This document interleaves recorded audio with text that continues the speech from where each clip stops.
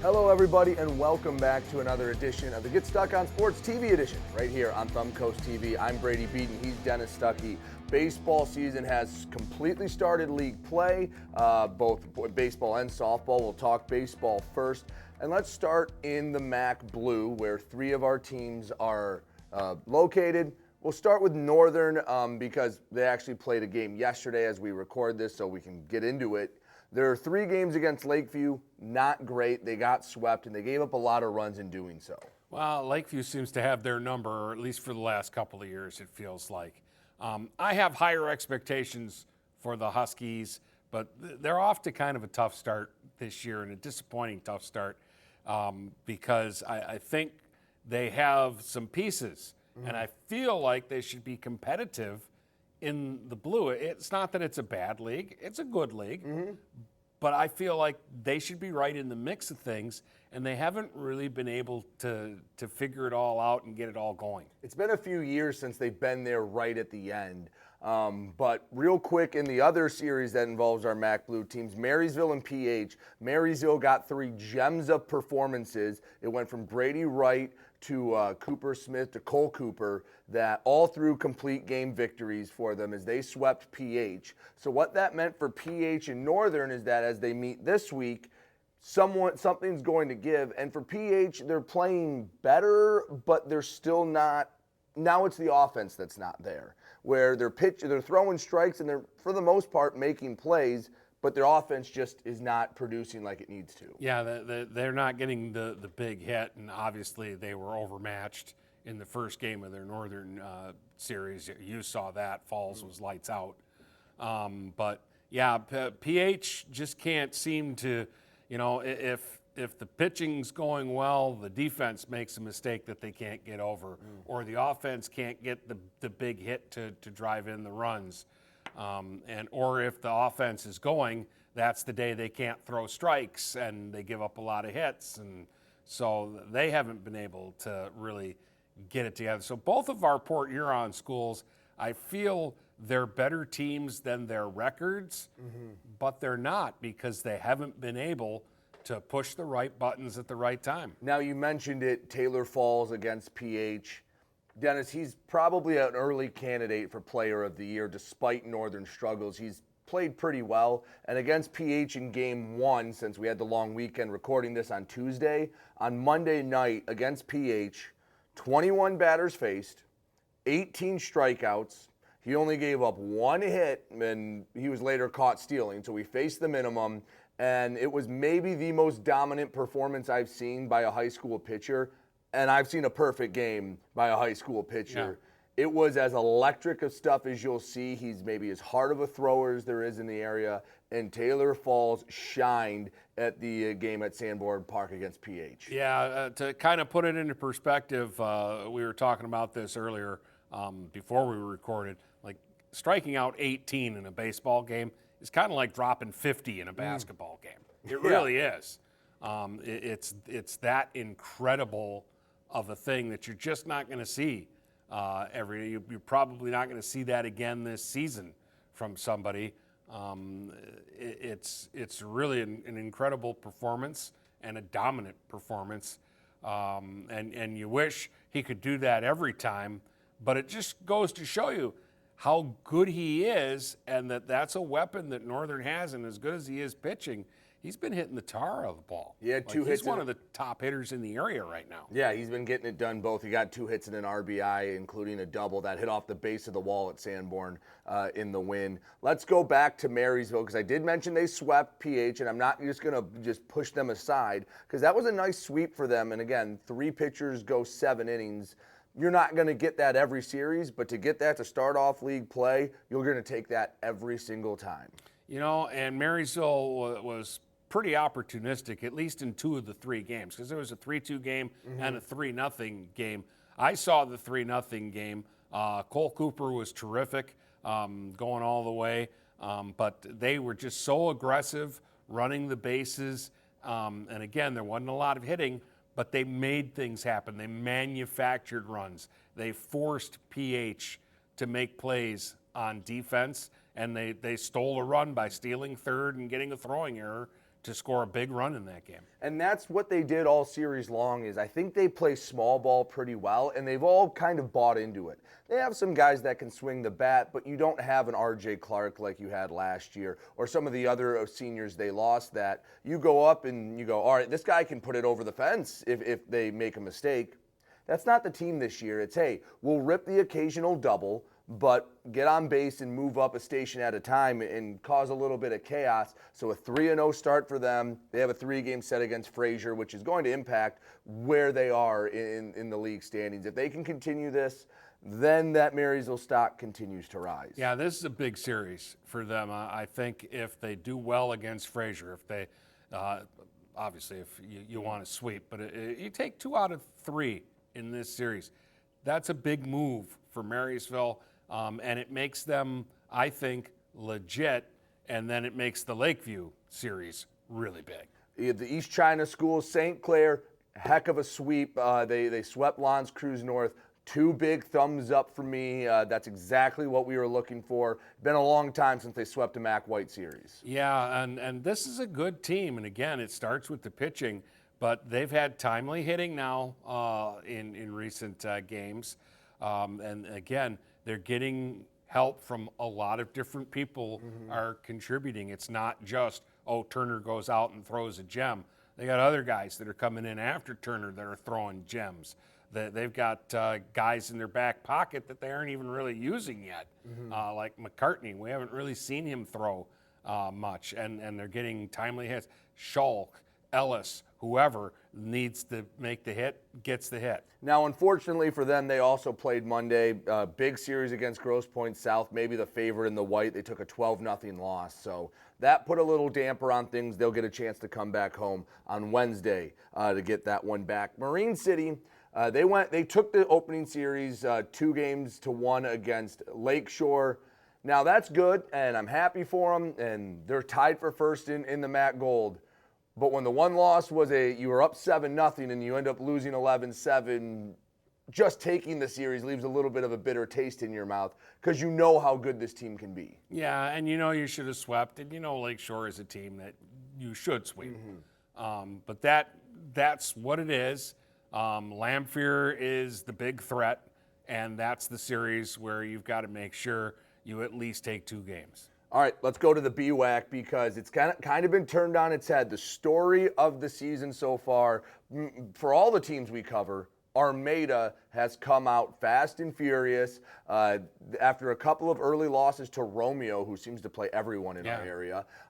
They went on a win streak. They swept Almont, which made us raise an eyebrow. And then last week they swept Richmond in kind of dominant fashion, which made us turn our head completely. They're the only 4-0 team in the BWAC right now. They've already played Richmond. Dennis, we can't sit here and say anything other than that Armada is a favorite to, at minimum, get a share of the BWAC title right now. Well, and it's a big week because there's about 6 teams playing this week that really need to sweep. And I'm going to put Armada in that group. Croslex has struggled. They're 1-3 in league play.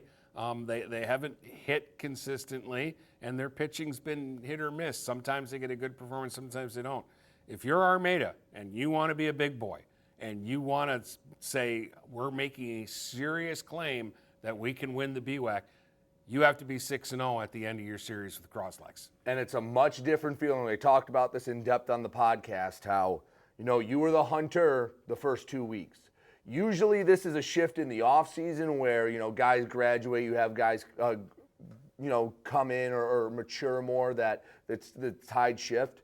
This is mid-season where everyone looks at Armada and goes, all right, you want to be big dog, huh? Where you're going to have 7 teams coming after you. And it starts with Croslex. They're coming off of being swept by Algonac, who needed to sweep a couple of low-scoring games. Those are 2 close games, Yeah, I mean, that's kind of what Algonac needs to do. Win them 3-1, 4-2. Bryce Simpson had a really nice outing, as did Cole Thaler. As Algonac is 3-1, and while Armada has made their mark, Algonac, they split with Richmond, but they still control their own destiny. There's no reason for any Muskrat to panic. No, and again, they're going to be the favorite in most series that they play, just based on the fact that with Simpson and Thaler and Verkaman, I mean, they're pretty tough still.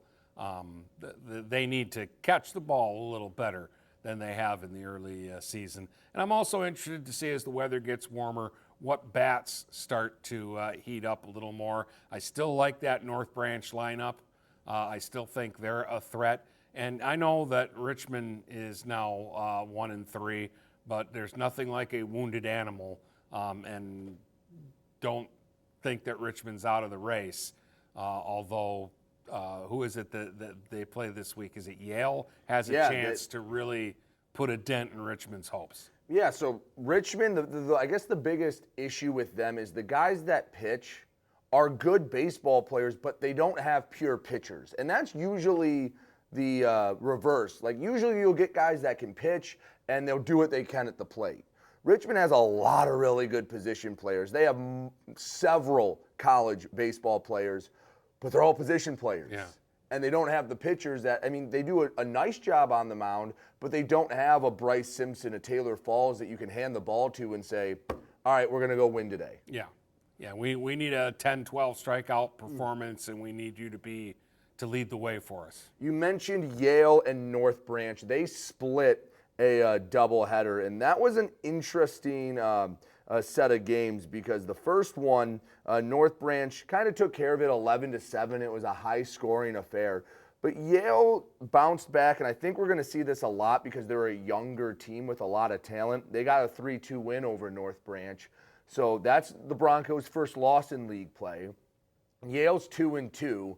They're still in the race, but you mentioned they have a chance to kind of put Richmond in a coffin here in just the third series of the year. Yeah, they're interesting because I think a split for them against North Branch is a good result. Whereas for North Branch, again, if you want to be a league champ, Yale's a team, they're a young team, and they're a team you're supposed to win both those games. Yeah, you're going to have to sweep series that maybe you probably shouldn't. That the talent's there that they can win a game, but you have to steal it, i.e. the Almont-Armada series, because that was one that we thought was probably going to be a split, and Armada getting both of those, well, has helped propel them into the favorite status. But both Yale and North Branch are quality teams. And again, North Branch is 3-1. They still have to play Algonac. They still have to play Richmond. They still have to play Armada. They control their own destiny as well. Yeah, they stumbled against Yale, but Dennis, I'm not going to be surprised if we're sitting here at this desk in a couple weeks saying, oh, Yale knocked off Algonac in one of the two games. Yale got Armada, or heck, maybe even sweep one of those series. Well, and the beauty of this league, or the frustration of this league, however you want to look at it, is we haven't talked about Almont, and Almont is capable in any series of sweeping a team. Well, they did sweep Emily City, and they needed to. After being swept by Armada, they get to 2-2.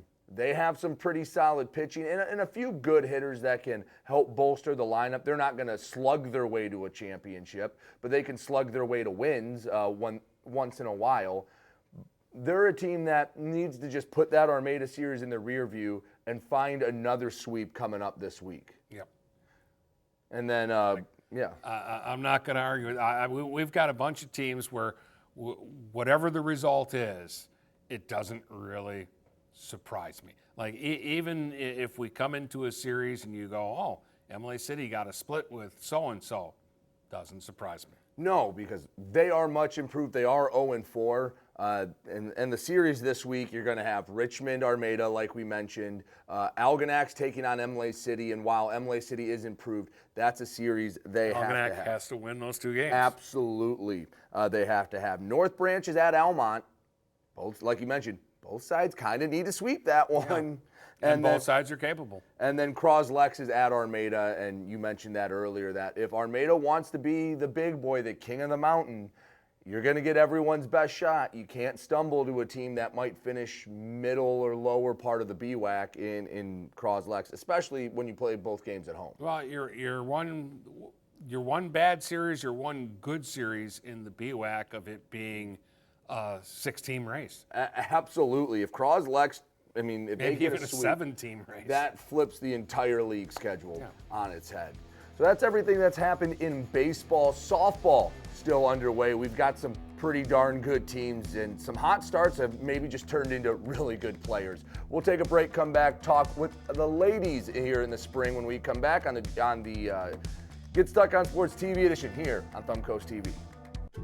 From doctor's appointments to work, shopping, and dining adventures, Blue Water Area Transit buses are the lifeline of our community.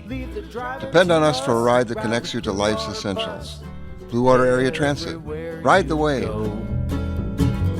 Riding the bus will avoid the hustle and save you lots of dough. Road rage, don't chance it. Ride Blue Water Transit everywhere you go.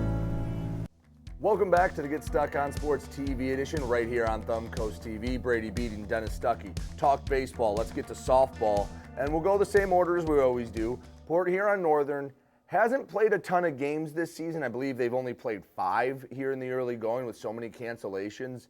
But the 5 games they've played, they've shown that they're a league title contender and they are much improved. You saw them tie Algonac in 8 innings. And yeah, Northern's kind of living up to the early season expectations. Well, the best part about the tie, well, the two best parts about the tie was they pitched pretty strongly in that game. There was one mistake, and DeWicki hit a 3-run homer for Algonac, and that was basically their offense. Their other run scored on a wild pitch later in the game. And then Adeline Jones was pretty much as advertised. She's just smooth at shortstop. Real good defender, and then she ran into one and clobbered a 2-run homer to straightaway center field. There were 2 shots hitting that game. Northern's the toughest park in softball in our area to hit one out of, and I saw 2 girls launch in that game, and neither was helped by the wind. No, and those young players that you mentioned, Jones and Charlie Betts as well, some others, Cusciano is a young player that's helped out. This older core that is a pretty darn solid foundation that allows these young players to come in, and Madison, Marissa Ramos, Shannon Falco, amongst others, Hagen. They don't have to be the superstar hero. They don't have to put the weight of everything on their back. Kind of like this group had to do 3 years ago, where it was, hey, I know you're freshmen and sophomores, but you're going to have to be the bulk of the offense. It allows these young players that if they make a mistake, yeah, the Ramos might combine for 5 hits and no one notices. Well, the thing is that they're hard. It's hard to navigate their lineup because there really isn't a weak hitter in there. Everybody is a threat to get on base. Everybody's a threat to hit a line drive someplace, and there is some power in their lineup now, although they're still, to me, their best when they're hitting the ball back up the middle, and they're hitting line drives and they're using the gaps. PH got off to a nice start. They were 3-1, 3-0 in league play. They dropped their last game to Mott, who is also undefeated in the MAC Gold. So PH improved, just not quite maybe to the level of being the best in the Gold, and Mott seems like they're a pretty solid team, but I expect this team to continue to improve as the season goes along. They've been throwing strikes and, for the most part, fielding the ball at least better than they have been in years past. Well, it's the pitching that's led the way. So, I mean, other than the Mott game, they've had a couple of girls really pitch the ball very well, and that will make a difference for you. And I think, again, as the weather warms up, their bats will warm up a little more. But Bryn Mullins is off to a good start. Yeah, she had a few hits in her last game as well. I'm going to skip Marysville and St. Clair because those are 2 of the leads, and go to Marine City, who's off to an all-right start. Again, a team that had to rebuild a lot, 3-4 on the season, 2-1 in MAC Blue play, and gave a fight to Northern when they met up. But, Dennis, you've seen this team in a couple games. They have some pieces, but yeah, they're rebuilding their foundation. They're rebuilding because you can't replace what they lost. Dietland, Blanchard, they lost a lot of power. They lost a lot of athleticism, but they still have Mackey, who is a good young pitcher who's just going to get better. They still have Reese Atkinson, who I think is already one of the better hitters in the area. Walker at catcher can swing the bat, and Emma Terhune, a veteran player who in the past has just kind of been there but not been a focal piece. This year she's got to step in and be one of the top players, and I think she's really answered the call. And it's because those 4 players are off to a nice start that they've been competitive here early on. Marysville and St. Clair have been pretty darn good. They're a combined 17-3 to start this season. It's pretty good. Pretty darn good. They actually had their first losses each last week. Marysville got mercied by Dakota. I think it was 19-8 in a midweek game where neither side, I think, threw their number one. No. And for St. Clair, they lost a couple of Saturday games to Owasso and Otisville Lakeville, who are good teams, who are very solid in their own right. But Dennis, you pick between the two. I know we've already talked about it. Tremp and Kendall Quain have kept up their ridiculously hot starts, while St. Clair has been just very solid 1 through 9. And Marysville, I know Tremp and Kendall Quain have taken the forefront because of the ridiculous numbers they put up, but Vaggie, Evening Red, Ryan Quain have all been really solid for them as well. Yeah, again, you go up and down really both those lineups. And it's hard to find a weak hitter or an easy out, because Annika Gellish is in there and goes unnoticed because the other girls, are hitting bombs. But you could the put little things that she does for that team. You could put her on some teams in our area, and she would be a focal point where you go, okay, we're counting on Annika to be one of our 3 leaders in middle of the order, where at Marysville, she's almost a luxury. Yeah. Clara Moore is the same way. Clara Moore is a good hitter, and they play her in a lot of different positions, and she pitches very well when she pitches. She got dung with a line drive a couple weekends ago against Imlay City, so that might have slowed her down a little bit, but that's another real good player in there that just kind of goes unnoticed because she doesn't have 8 home runs and 25 RBIs 4 games into the season like Tremp and Quain do. 11, but point taken. They're not hitting walk-off grand slams every other Tuesday. And then St. Clair is pretty similar. Madison Treat is really off to a great start. You got Badger, you've got Russell. You got a lot of players that we always go, they're kind of carbon copies of each other, but it works. Picklehop is playing really well. Pitching really well. Smith at short. McFarland's pitching. Smith is one of the smoothest shortstops I've seen. And it looks like she probably can hit a little bit too, and she's super fast. There's a lot to like about both of these teams, and the shame is when we get there, they're gonna play each other right off the hop in the playoffs, and one of them will be done because they both deserve probably a chance to get to the quarterfinals. And I think they're both quarterfinal quality teams. They would eventually run into a team like Richmond in a regional final. Richmond hasn't played a ton, but when Katie Shoeboy's been Katie Shoeboy, they have a couple losses because they played Anchor Bay and they lost to Dakota to start off this week. But Shoeboy's as advertised. She's just keeps as consistent as all can be. And they're hitting a little more this year, too, which is going to help them. I think Shoeboy's worst game was 11 strikeouts. Worst game. Yeah. So. I mean, they swept Algonac, and then they swept who they play Armada last week. Or no, they didn't play Armada last week. No, that got rained out. Yeah, that got moved. That was the only one that didn't happen. But Richmond's still pretty darn good. And when you have the best pitcher in the area, and we have some pretty good ones, but Shoeboy is bar none the best. Yeah. You have a chance in any single game you walk out on the diamond. Yeah, just a super talent who just seems to be getting better and better. And always in the years past, it was like all we talked about was her pitching.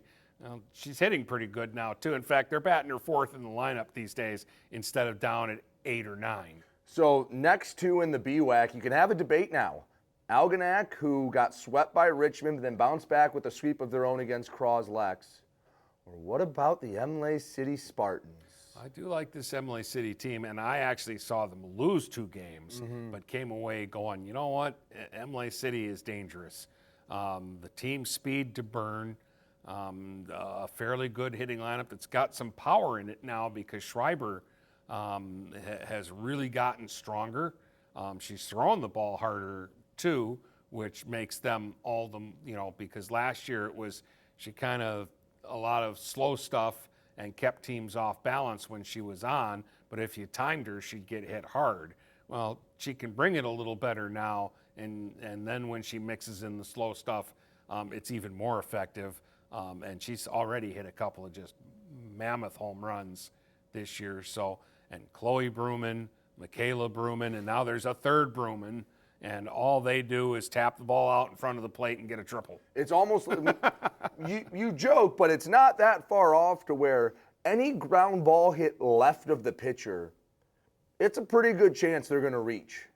Like, okay, if they hit it to second or first, yeah, they're probably not beating it out. But anything on the left side of the infield, good luck. And then they're going to steal. Yeah. Once they're on, they're going to steal bases. So they are 2-0 in league. They beat Almont twice. They have a big series against Algonac, a team that has struggled a bit. And I think you have to take a step back and look at it from the context of this is a program that for the first 4 years we did this, especially the last 3, was always, is Algonac the best team in the area? And they always had a case for it, and they always had a case for having the best player in the area. They've gotten off to a slow start with this season. They don't have as dominant of pitching as they had years before. Now, the Reams are good pitchers. They're just not Ken Abomarito. And they've got to learn some consistency. Offensively, this is still a lineup that's got a lot of dangerous hitters. The biggest thing that I see with Algonac now is that defensively, they've got some holes that they need to get better. They need to catch the ball and make plays better, both on the infield and in the outfield. And the luxury that they had in the past was if those holes were there in past seasons, you didn't see them because Bomarito would just strike people out. And the defense never had to touch the ball. They got to touch the ball a little bit more now. And it's showing that that if they have a weakness, that's their weakness. And there's no excuse for it because, again, this is a really talented team. Make the plays, girls. North Branch and Yale split a doubleheader, and Yale is where we thought they'd be. They're much improved. The way we put it on the podcast was the biggest compliment we can give is they split a doubleheader with a team that went to the semifinals last year, and we went, yeah, that's about what we were expecting. Yeah. They're much better. I think Aguinaga is a solid pitcher and getting better every time. We know their lineup can hit. So Yale is not a pushover. Yale has to be taken seriously. They're still not ready, though, to challenge with a Richmond, and we'll see. But that was never, at least from our perspective, that was never the expectation for this team. It was probably at least get one game in every series, sweep the teams you're better than, and you know what, when Richmond and at this point Emily City and maybe Algonac, when you match up with them, give them your best shot and try to steal one or two and really grow the confidence of this program. Yeah, and I think when all is said and done and the smoke clears, they have a really good chance at having a winning season this year. Now, Almont was a team we weren't sure about before the year. They actually had more back than we anticipated. They've gotten off to a little bit of a slow start because they don't have a bunch of depth, but they're going to be better than we thought. Well, I mean, yeah, their starting lineup is solid. It's well, like you said, there isn't much. If they get an injury or you're in a tournament and you got to go a little deeper with things, that might be where they're suspect.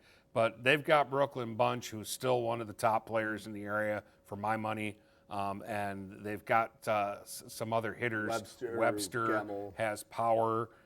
Tennant is a one that I've always liked. Stanton is another one that I've always liked.